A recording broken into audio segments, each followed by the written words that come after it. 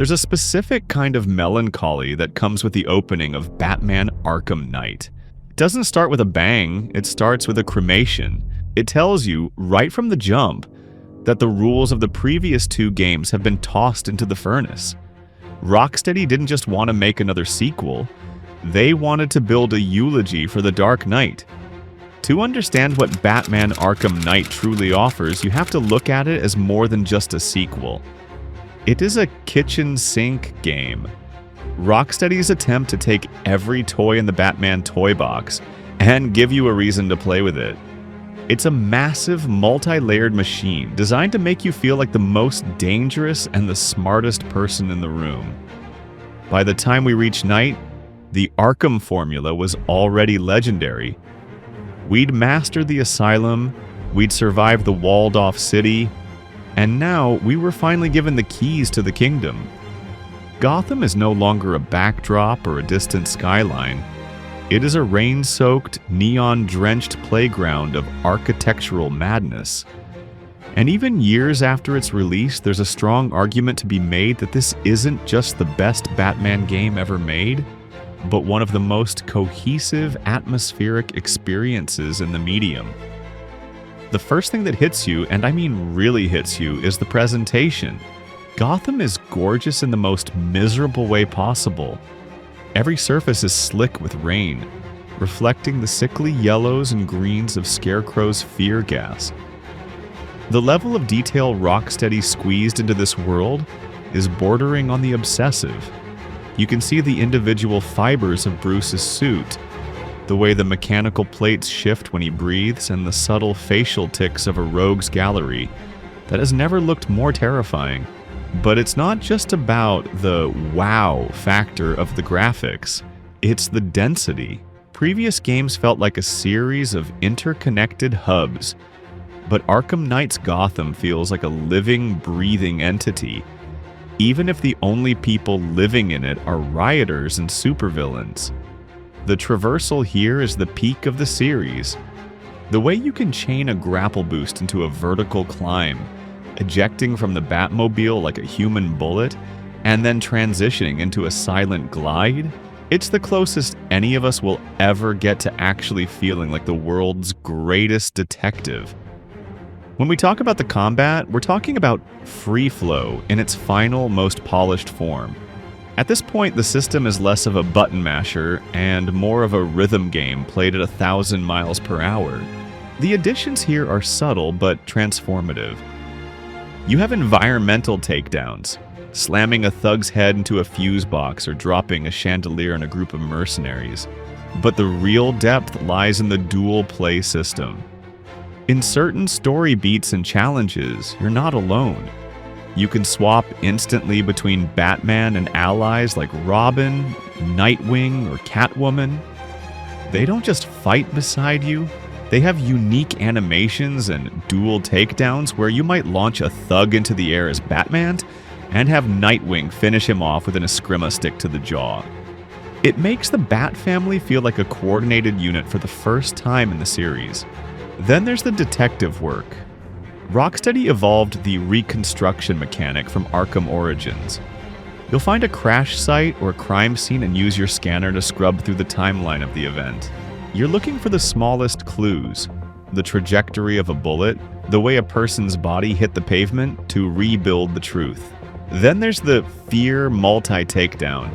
Some purists argued it made Batman too powerful, but narratively, it fits perfectly. This is Batman at his most desperate and most efficient. He's not playing with his food anymore. He's a predator who has reached his evolutionary peak. The introduction of medics, shield bearers, and larger brute enemies forces you to constantly recalibrate your strategy on the fly, making every encounter feel like a high-stakes puzzle of violence. We have to talk about it. The Batmobile. It's the most divisive element of the game, and honestly, I understand why. For many, the tank battles felt like they belonged in a different game. A tactical shooter grafted onto a stealth action masterpiece. When the Batmobile works, it's a power fantasy like no other. Tearing through concrete pillars and watching the city crumble around you as you chase down an APC is exhilarating. But the game does lean on it heavily. There are moments where you think, I could probably solve this with a batarang and some detective work. And the game says, no, use the winch. However, if you view the Batmobile not as a separate mechanic, but as an extension of Batman's sheer will, it starts to click. He's up against an army, you don't bring a knife to a gunfight, and you certainly don't bring a cape to a drone war. The Batmobile is Bruce's answer to the escalation of his enemies, even if the Riddler racing tracks feel a bit out of character for a genius billionaire. The real genius of Arkham Knight, though, isn't the combat or the car. It's the psychological warfare. The decision to have the Joker return, not as a physical threat but as a hallucination living inside Bruce's blood, is one of the boldest narrative swings in superhero media. Mark Hamill's performance here is arguably his best in the series because he's no longer a boss to be defeated, he's a commentator. He's the personification of Bruce's deepest fears and failures. He spends the whole game whispering in your ear, mocking your choices, and reminding you that for all your gadgets and armor, you're just a broken man in a costume. This internal struggle gives the game an emotional weight that Asylum and City didn't quite reach. It's a story about legacy, the fear of being forgotten, and the terrifying realization that your greatest enemy might actually be the person staring back at you in the mirror. If you're playing the Premium or Complete Edition, the game grows significantly. Season of Infamy adds 4 major side quests featuring Killer Croc, Mr. Freeze, Mad Hatter, and Ra's al Ghul. The Mr. Freeze mission in particular provides a heart-wrenching emotional conclusion to his arc that was missing from the main game. Arkham episodes are standalone vignettes. You get to play as Batgirl in a prequel set at an abandoned amusement park, or take on the roles of Red Hood and Harley Quinn in their own unique combat-focused stories. Batman Arkham Knight is a messy, ambitious, stunningly beautiful conclusion. The Arkham Knight reveal was perhaps a bit predictable for longtime comic fans, and yes, the tank battles can overstay their welcome. But when you're standing on the peak of a gothic gargoyle watching the lightning arc across the sky while the Joker laughs in the back of your mind, none of that matters.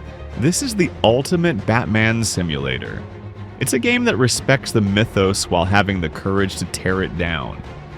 Rocksteady didn't just give us a game. They gave us a definitive ending to a legend. And in an industry that loves to drag things out forever, there's something genuinely heroic about that. Batman Arkham Knight is a game of incredible density. It offers a massive open world that doesn't feel empty, a combat system that feels like a dance, and a story that isn't afraid to go to some very dark psychological places. It's the definitive Be the Batman simulator. Whether you're diving into the Season of Infamy or just gliding through the rain listening to the GCPD radio chatter, every inch of the game is built with a reverence for the source material that few other games have ever matched. Ultimately, Arkham Knight isn't just a game about winning a war, it's a game about the cost of wearing the cowl. Whether you're a fan of the tank combat or you just live for those silent takedowns in the rafters, there's no denying the heart Rocksteady poured into every rain-slicked alleyway of the city. It's a rare thing in this industry to get a good buy this definitive, and even years later the shadow of the bat still looms large over the genre. But I want to hear from you. Does the Batmobile still drive you crazy, or have you come to appreciate the mechanical chaos? And where does Knight sit in your personal ranking of the Arkham franchise? Drop a comment down below and let's get into it. I'll be down there lurking in the shadows of the comment section with you. If this deep dive helped you see Gotham in a new light, or if you just enjoyed the trip down memory lane, go ahead and hit that like button. It's the easiest way to support the channel and keep the lights on in our own little corner of the internet. And if you want to see more long-form reviews and deep dives into the games that define us, subscribe and ring that bell so you don't miss the next one. Thanks for sticking around to the end. I'll see you in the next one.